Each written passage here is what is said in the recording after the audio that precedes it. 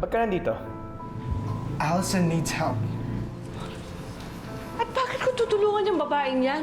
Isa siya sa mga nang-ape ng hut-hut at nagpahirap sa anak ko. Nay, kumalma lang muna kayo. Huwag mo na mag-init yung ulo nyo eh. Kailangan kasi nila ng tulong eh. Nay, sorry.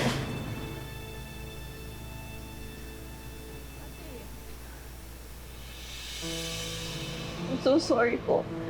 Sorry po sa lahat ng ginawa ko kay Gigi. Pati na rin po sa inyo. Totoo po yung sinabi niyo na hindi na dapat ako tulungan after all that I've done. Pero nakikiusap po ako.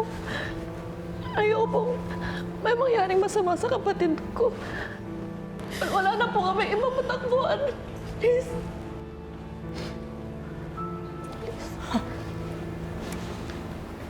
What the hell are you doing here?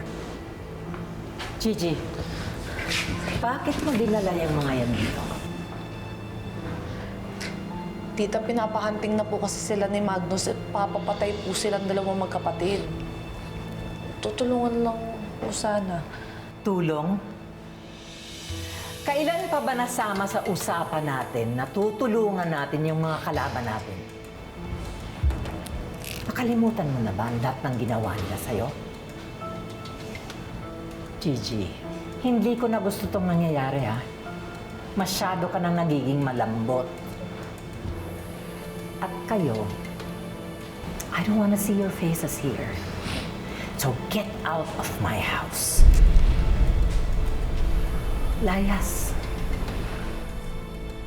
I'm calling security. You better be out of here.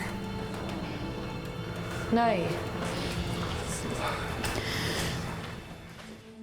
Sa ngayon, ligtas po kaming lahat dahil natakasan po namin yung mga tauhan ni Magnus Ilusorio.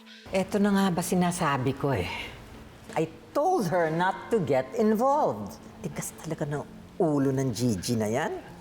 Sofia, maghinay-hinay ka dahil anak ko ang pinag-uusapan natin. Para naman binabaliwala niya ang lahat ng plano namin. Wala naman nagbago. Kaya lang, naiintindihan ko kung bakit gustong tulungan ni Gigi sila Allison dahil alam niya kung gaano kalupit si Magnus. Allison does not deserve any help. Eh, paano si Jada? Hindi ka ba naawa sa bata? Halos kasing edad siya ng anak mo nung pinatay siya ni Magnus, di ba? Gusto mo bang maulit-uli yung nangyari sa anak mo?